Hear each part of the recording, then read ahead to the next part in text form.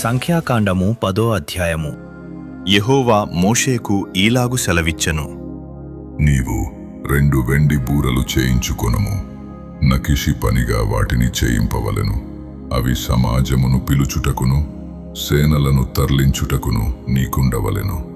ఊదువారు వాటిని ఊదునప్పుడు సమాజము ప్రత్యక్షపు గుడారము యొక్క ద్వారము నెదుట నీ యొద్దకు కూడి రావలెను. వారు ఒకటే ఊదిన ఎడల ఇశ్రాయేలీయుల సమూహములకు ముఖ్యులైన ప్రధానులు నీ యొద్దకు కూడి రావలెను. మీరు ఆర్భాటముగా ఊదునప్పుడు తూర్పు దిక్కున దిగియున్న సైన్యములు సాగవలెను. మీరు 2వ మారు ఆర్భాటముగా ఊదునప్పుడు దక్షిణ దిక్కున దిగిన సైన్యములు సాగవలెను. వారు ప్రయాణమైపోవునప్పుడు ఆర్భాటముగా ఊదవలెను. సమాజమును కూర్చున్నప్పుడు ఊదవలెను గాని ఆర్భాటము చేయవలదు. అహరోను కుమారులైన యాజకులు ఆ బూరలు ఊదవలెను. నిత్యమైన కట్టడను బట్టి అవి మీ వంశముల పరంపరగా మీకు ఉండును. మిమ్మును బాధించు శత్రువులకు విరోధముగా మీ దేశములో యుద్ధమునకు వెళ్ళునప్పుడు ఆ బూరలు ఆర్భాటముగా ఊదవలెను. అప్పుడు మీ దేవుడైన యెహోవా సన్నిధిని మీరు జ్ఞాపకమునకు వచ్చి మీ శత్రువుల నుండి రక్షింపబడుదురు. మరియు ఉత్సవ దినమందును నియామక కాలములయందును నెలల ఆరంభములయందును మీరు దహన బలులను గాని సమాధాన బలులను గాని అర్పించునప్పుడు ఆ బూరలు ఊదవలెను. అప్పుడు అవి మీ దేవుని సన్నిధిని మీకు జ్ఞాపకార్థముగా ఉండును. మీ దేవుడైన యెహోవాను నేనే. 2వ సంవత్సరము 2వ నెల 20వ తేదీని మేఘము సాక్ష్యపు మందిరము మీద నుండి పైకెత్తబడెను గనుక ఇశ్రాయేలీయులు సీనాయి అరణ్యములో నుండి ప్రయాణములు చేయసాగిరి. తరువాత ఆ మేఘము పారాను అరణ్యములో నిల్చెను. యెహోవా మోషే చేత పలికించిన మాటను బట్టి వారు మొదట ప్రయాణము చేసిరి. యూదీయుల పాళెపు ధ్వజము వారి సేనల చొప్పున ముందర సాగెను. అమ్మీనాదాబు కుమారుడైన నయస్సోను ఆ సైన్యమునకు అధిపతి. ఇశ్శాకారీయుల గోత్ర సైన్యమునకు సూయారు కుమారుడైన నెతనేలు అధిపతి. జెబూలూనీయుల గోత్ర సైన్యమునకు హేలోను కుమారుడైన ఏలీయాబు అధిపతి. మందిరము విప్పబడినప్పుడు గెర్షోనీయులును మెరారీయులును మందిరమును మోయుచు సాగిరి.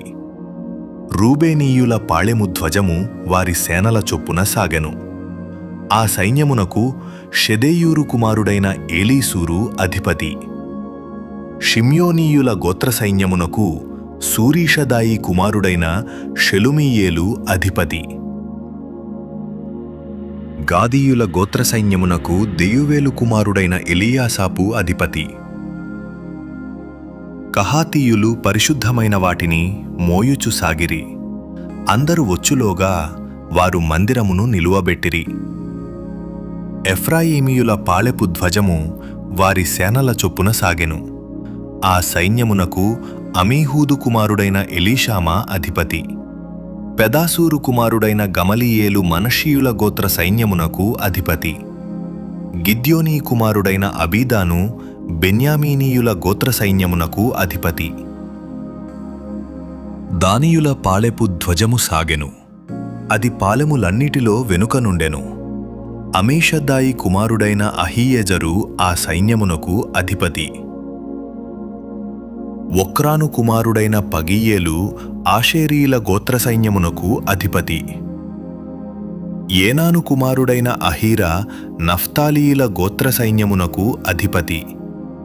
ఇశ్రాయేలీయులు ప్రయాణము చేయునప్పుడు తమ తమ సైన్యముల చొప్పుననే ప్రయాణమై సాగిరి.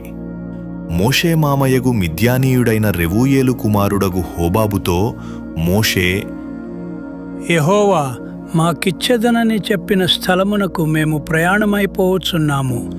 మాతో కూడా రమ్ము, మేము మీకు మేలు చేసెదము.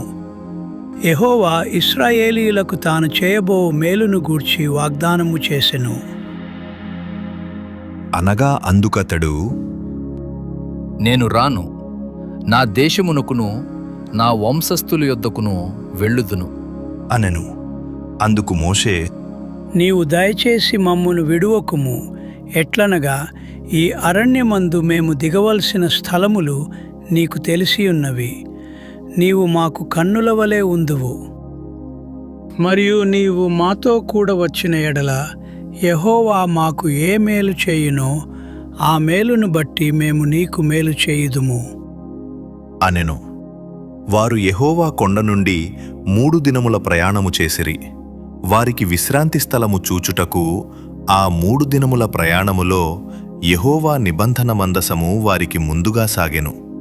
వారు తాము దిగిన స్థలము నుండి సాగినప్పుడు యెహోవా మేఘము పగటివేళ వారి మీద ఉండెను. ఆ మందసము సాగినప్పుడు మోషే, యెహోవా లెమ్ము, నీ శత్రువులు చెదిరిపోవుదురుగాక, నిన్ను ద్వేషించువారు నీ ఎదుట నుండి పారిపోవుదురుగాక అనెను. అది నిలిచినప్పుడు అతడు, యెహోవా, ఇశ్రాయేలు వేవేల మధ్యకు మరల రమ్ము అనెను.